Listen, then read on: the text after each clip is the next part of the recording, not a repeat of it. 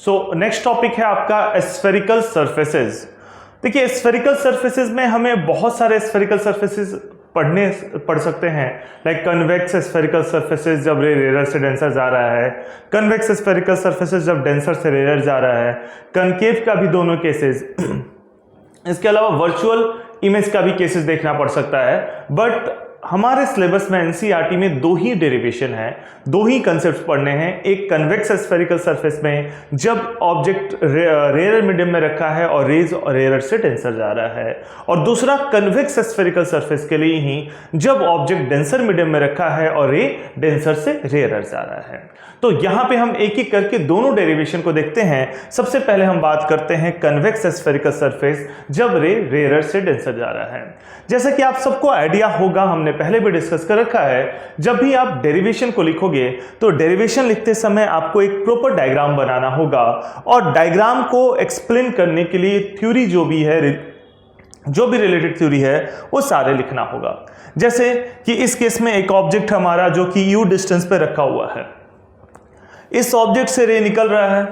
अब ये रे को सीधे जाना चाहिए था। डायग्राम को एक बार डिस्कस करते रफ में, मैं अभी आऊंगा स्लाइड्स पे आऊंगा, ये रफ डिस्कशन है हमारा।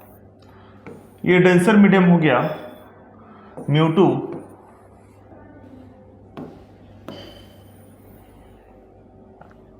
जैसे देखिए यहां पे एक ऑब्जेक्ट रखा है और यहां से रे निकल रहा है, ये रे यहां पे इंसिडेंट हुआ। अब देखिए ये रे को सीधा जाना चाहिए था, बट μ1 रेयर मीडियम है, μ2 डेंसर मीडियम है, रे रेयर से डेंसर जा रहा है। रेयर से डेंसर जा रहा है तो टुवर्ड्स तो नॉर्मल बेंड होगा, बट ये सरफेस प्लेन सरफेस नहीं है, ये सरफेस स्फेरिकल सरफेस है। तो स्फेरिकल सरफेस में नॉर्मल का मतलब क्या होता है कि जिस पॉइंट पे रे गिरा है उस पॉइंट पे जो टेंजेंट है उस टेंजेंट पे परपेंडिकुलर। तो इस पॉइंट पे रे गिरा है और आपको पता है टेंजेंट पे परपेंडिकुलर कौन होता है, टेंजेंट पे परपेंडिकुलर होता है radius. Tangent and the radius at the point of contact are always perpendicular to each other. तो यहां पे परपेंडिकुलर होगा ये डॉटेड लाइन, यानी कि ये डॉटेड लाइन नॉर्मल की तरह काम करेगा और ये एंगल ऑफ इंसिडेंस हो गया। लेकिन ये रे हमारा रेयर से डेंसर जा रहा है तो सीधा नहीं जाकर ये बेंड हो जाएगा टुवर्ड्स द नॉर्मल, और जहां भी मिलेगा वहां पे इमेज बनेगा। सो आई होप आपको समझ में आ गया होगा कि इमेज कहां पे बनेगा। ये आपका अल्फा हो गया, ये आपका बीटा हो गया और ये आपका गामा हो गया। मतलब कि इंसिडेंट रे प्रिंसिपल एक्सिस के साथ जो एंगल बना रहा है दैट इज अल्फा, रिफ्रैक्टेड रे जो बना रहा है that is beta, and normal जो बना रहा है वो गामा। ऑब्जेक्ट का जो डिस्टेंस होता है that is called you, image का जो डिस्टेंस होता है दैट इज कॉल्ड वी। और ये नॉर्मल है क्या? बेसिकली नॉर्मल मैंने बताया कि जहां पे रे गिरा है उस पॉइंट पे जो टेंजेंट होगा, उस टेंजेंट पे जो परपेंडिकुलर होगा that is normal.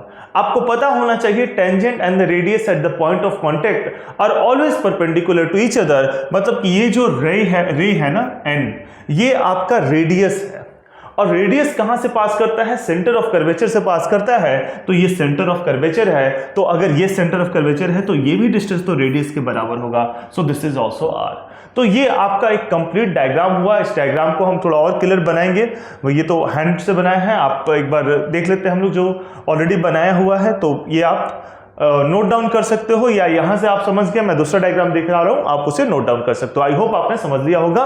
Refractive index denser medium का μ2 है और रेयर का μ1 है। तो जब हम इसे लिखेंगे तो जो भी चीजें मैंने आपके साथ डिस्कस किया वो सारी चीजें यहां पे बनी हुई हैं, ठीक है। वो सारा टर्म्स लिखते जाना है, बस जो वर्ड्स मैंने बोला उसको लिखते जाना है। मतलब अगर आप डेरिवेशन कर रहे हो तो डेरिवेशन में आपको पहला चीज तो डायग्राम बनाना होगा, दूसरा चीज जो कंसीडर वगैरह वाला पार्ट है वो लिखना होगा, एंड देन डेरिवेशन की आती है मेन बॉडी जो मैथमेटिकल डेरिवेशन है। वो तो खैर मेन बॉडी है, वो लिखना ही होगा, बट इसके भी आधा आधा मार्क्स होते हैं, या आधा और 1 मार्क्स या 1 और आधा मार्क्स, मतलब 1.5 मार्क्स के आसपास इसके भी होंगे अगर 3 नंबर का डेरिवेशन आया है तो।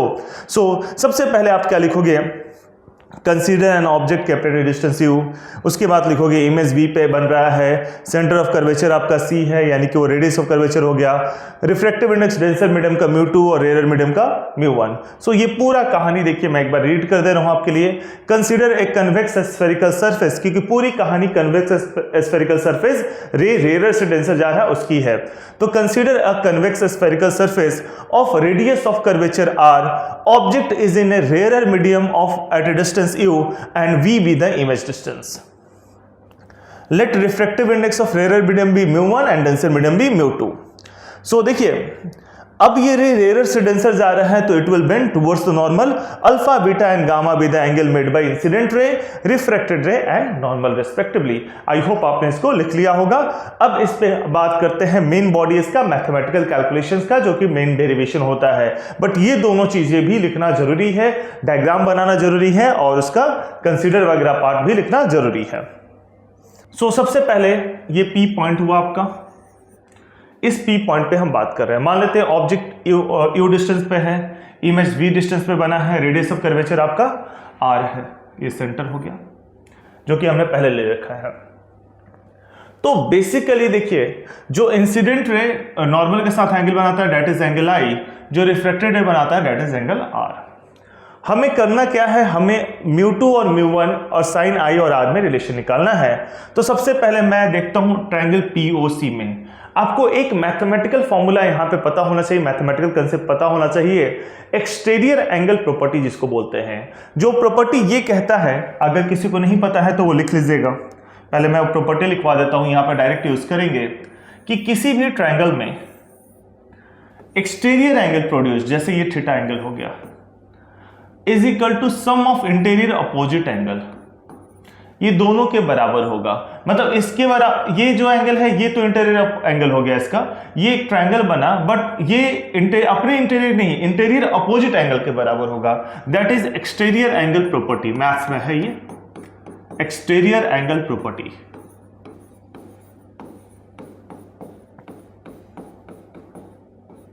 क्या कहता है, exterior angle produce equal to sum of interior opposite angle.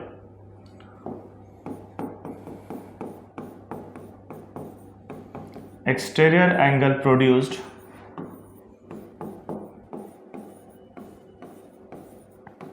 is equal to sum of interior opposite angle.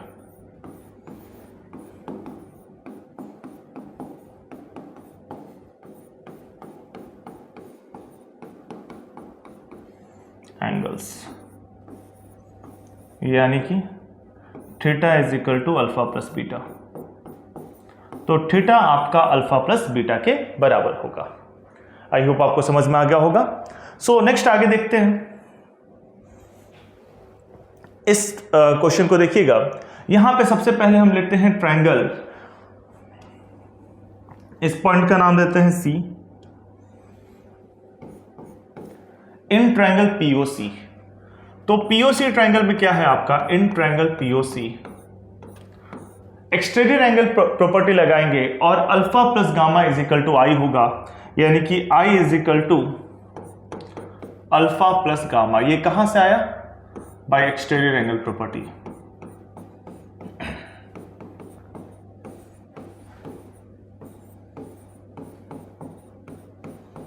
Property this is equation 1। अब देखिए दूसरा ट्रायंगल लेते हैं, इन ट्रायंगल PIC। तो PIC ट्रायंगल में क्या होगा, इन ट्रायंगल PIC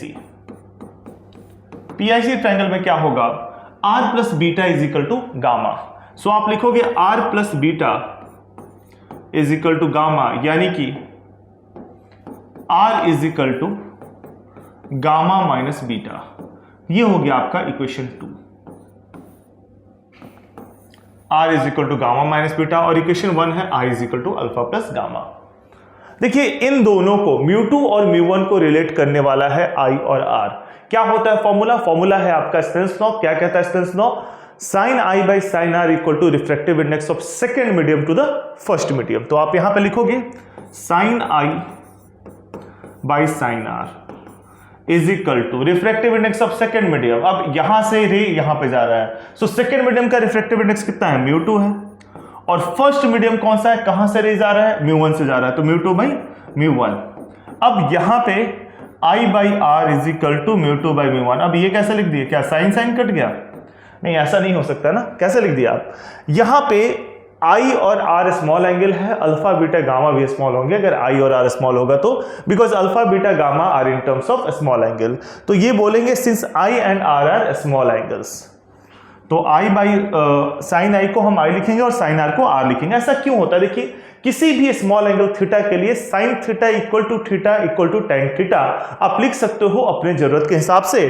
तो यहां पे आप बोलोगे since I and R, I मतलब कि angle of incidence and R यानी कि angle of refraction are small angles, और किसी भी स्मॉल एंगल के लिए and for any small angle sine theta is approx equal to theta, sine theta theta के लगभग बराबर होगा। तो यहां पे I की जगह आप क्या पुट करोगे, अल्फा प्लस गामा, और R की जगह क्या पुट करोगे, गामा माइनस बीटा। सो ये इक्वेशन बन जाएगा, this implies alpha plus gamma by gamma minus beta is equal to μ2 by μ1। But यहां पे तो अभी कहानी शुरू हुई है। देखिए ये आपका h हाइट हो गया, मान लेते हैं इसे h ले लेते हैं। अब इसे h क्यों ले रहे हैं, ये h क्या है, तो देखिए अल्फा बीटा गामा सारे स्मॉल एंगल्स होंगे क्योंकि I और R स्मॉल एंगल है, तो अल्फा की जगह tan अल्फा लिख सकता हूं मैं बिकॉज स्मॉल एंगल है, बीटा की जगह tan बीटा लिख सकता हूं।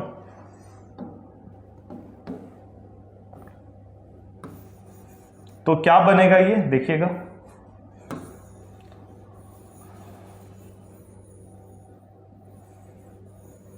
सो यहां पे हम इसको इस तरीके से मेंशन करेंगे, since alpha beta and gamma ये तीनों are small angles, alpha beta और गामा स्मॉल एंगल्स हैं, तो साइन अल्फा की जगह आप क्या लिखोगे, अल्फा की जगह आप क्या लिखोगे, tan अल्फा लिखोगे।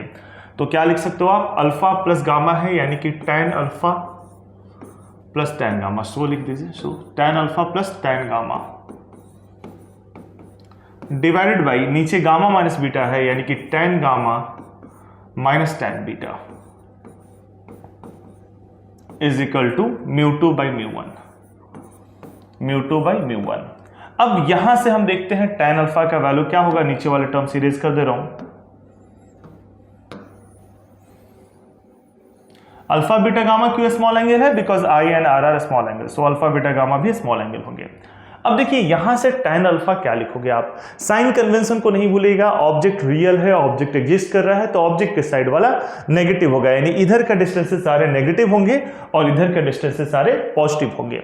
तो tan अल्फा क्या होगा, h बाई यू, नहीं अगर डायरेक्ट साइन कन्वेंशन लेना है आपको तो h बाई माइनस यू लेना होगा, h बाई यू ही होगा वैसे तो h by u, but sign convention के साथ लिखना हमें तो हम लिखेंगे h बाई माइनस यू। तो tan अल्फा की जगह लिखेंगे h by minus u minus tan gamma, gamma की जगह क्या लिखेंगे, h by plus R, h by plus R. फिर आ जाइए इधर tan गामा यानी कि h by R minus tan beta क्या लिखेंगे, h by v is equal to μ2 by μ1। This implies यहां पे प्लस होगा, सो ये h यहां पे कैंसिल करते हैं और ये आएगा हमारा 1 by minus u plus 1 by R by 1 by R minus 1 by v is equal to μ2 by μ1। अब इसको सिंपली हम क्रॉस मल्टीप्लाई करेंगे और क्रॉस मल्टीप्लाई करने के बाद हम आंसर की तरफ पहुंच जाएंगे। देखिए इसमें क्या करेंगे, so μ1 by minus u plus μ1 by R is equal to μ2 by R minus μ2 by v. R वाला टर्म एक साइड करते हैं, बाकी टर्म एक साइड करते हैं, तो ये बन जाएगा μ1 by minus u plus mu two by v is equal to mu two minus mu one by R. So ये आपका फाइनल आंसर आया। स्फेरिकल सरफेस में जब रे रेयर से डेंसर जा रहा है, जब रे रेयर से डेंसर जा रहा है, तो उस केस में इमेज का जो इमेज बनेगा v डिस्टेंस पे, तो फॉर्मूला क्या होगा, ये आपका फाइनल आंसर आया है। ये किसके लिए है? Rarer to denser at spherical surface, इसके लिए ये फॉर्मूला है। सरफेस फॉर्मूला है mu one by minus u plus mu two by v is equal to mu two minus mu one by R. अब डेंसर टू रेयर क्या होगा वो देखते हैं।